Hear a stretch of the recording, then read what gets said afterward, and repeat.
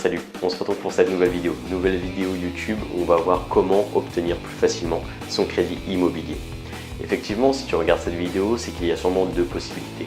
Soit tu comptes acquérir un bien immobilier, ou tu as pour projet d'acquérir un bien immobilier, ou la deuxième option, c'est peut-être que tu reviens de ton rendez-vous chez le banquier et que ça s'est peut-être pas passé comme prévu. Alors juste avant de commencer la vidéo, ce que je t'invite à faire, c'est à aimer la vidéo, à laisser un j'aime pour me soutenir dans mon travail, à t'abonner à la chaîne YouTube pour ne manquer aucune de mes vidéos, et enfin, pourquoi pas, en fin de vidéo, à laisser un commentaire pour savoir si cette vidéo t'a été utile et m'en faire un retour. Allez, c'est parti. Alors tout d'abord, j'aimerais voir avec toi quel est le rôle du banquier. Pour faire simple, le rôle du banquier, c'est, comme tu le sais, de t'accorder un crédit. C'est dans ses occupations et dans ses avantages, dans ses bénéfices, de t'accorder un crédit. Il faut savoir une chose, c'est qu'en général, le banquier est rémunéré sur le crédit qu'il va t'accorder. D'accord ? Cependant, il y a un mais.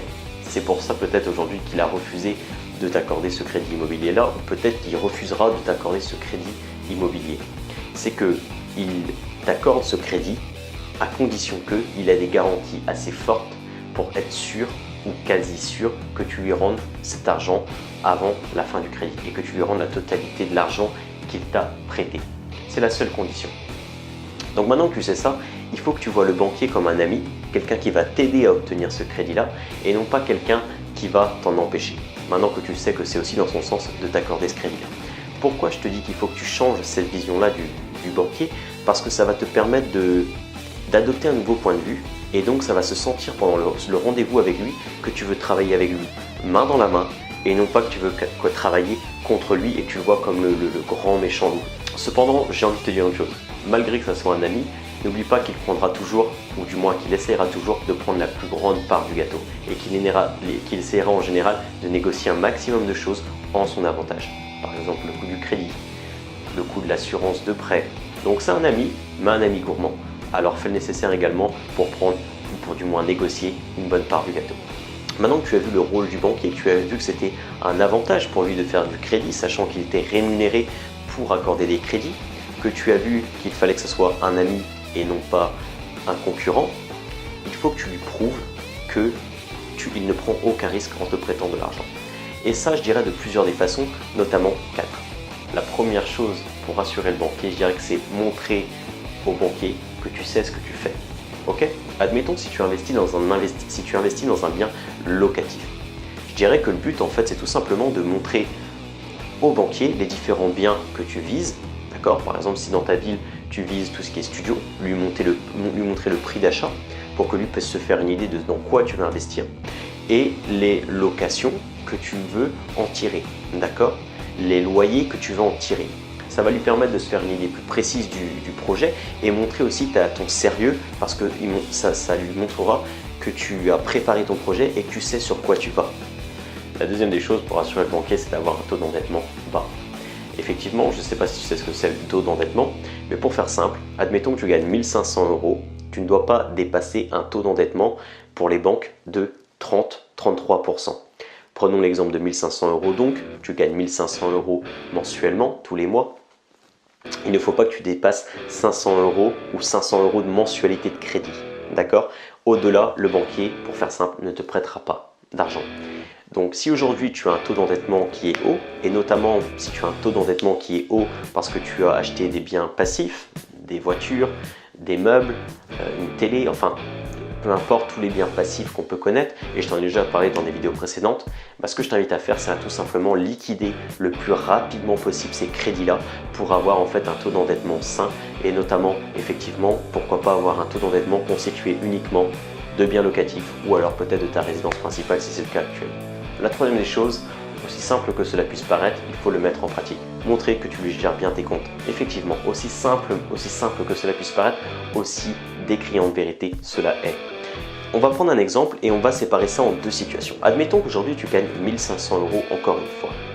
Dans la première situation, tu en dépenses 1 600 € tous les mois et donc tu te retrouves à découvert de 100 € tous les mois sur ton compte. Le banquier voit ça, il se dit si en plus de ça je lui rajoute un crédit, ça peut peut-être s'annoncer compliqué. Deuxième situation, tu gagnes 1 500 € par mois encore une fois, mais par contre tu arrives à économiser, du moins à faire réaliser une économie de 200 € tous les mois. Le banquier va être beaucoup plus enclin, dans le deuxième cas, à prêter de l'argent à cette personne-là. Et toi aussi, je pense que ce serait la même chose si tu as une réflexion logique. Et enfin, le quatrième des points, je t'en ai déjà parlé, c'est le fait de se créer une épargne de précaution. Effectivement, le fait d'avoir une certaine somme de côté, une certaine somme d'argent qui te permet de subvenir à tes besoins. Si tu n'as pas vu la vidéo sur l'épargne de précaution, je vais te mettre une petite annotation pour que tu puisses aller la voir. Ça va permettre de rassurer ton banquier et de se dire ok, effectivement, si jamais il y a de la vacance locative ou que son locataire ne le paye pas, il a de quoi de subvenir et de payer ces mensualités-là.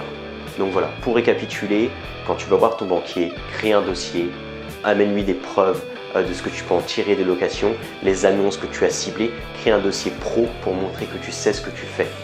Deuxième des choses, supprime un maximum de crédits que tu as aujourd'hui sur le dos.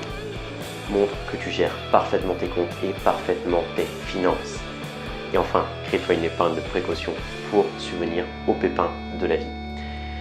Dernière petite astuce, n'oublie pas une chose, la concurrence existe et si ton banquier ne te prête pas l'argent, peut-être que d'autres établissements se feront une joie de lui t'en prêter. Si tu regardes cette vidéo aujourd'hui là, c'est que tu t'intéresses sûrement à l'immobilier ou alors peut-être même que tu t'intéresses tout simplement au fait d'augmenter tes finances. Et si c'est le cas, ce que je t'invite à faire, c'est en fait à cliquer sur le lien en dessous de la vidéo. Je t'ai préparé 4 vidéos exclusives rien que pour toi où je te donne plusieurs astuces pour augmenter tes finances, où je te montre comment moi je fais pour augmenter mes finances. Ça va t'inspirer et ça va te permettre de te motiver à changer ta vie. Encore une fois, tu as juste à cliquer sur le lien dans la description. Enfin, du coup, je finirai cette vidéo par te dire que les biens que tu acquéris dans la vie représentent la vie que tu auras. Si tu acquéris des passifs, alors tu regarderas la vie avec passivité. Si tu acquéris des actifs, alors tu deviendras acteur de ta vie. Mais pour ça, il te faut faire une chose. Et cette chose, tu sais ce que c'est. Passe à l'action maintenant. Salut!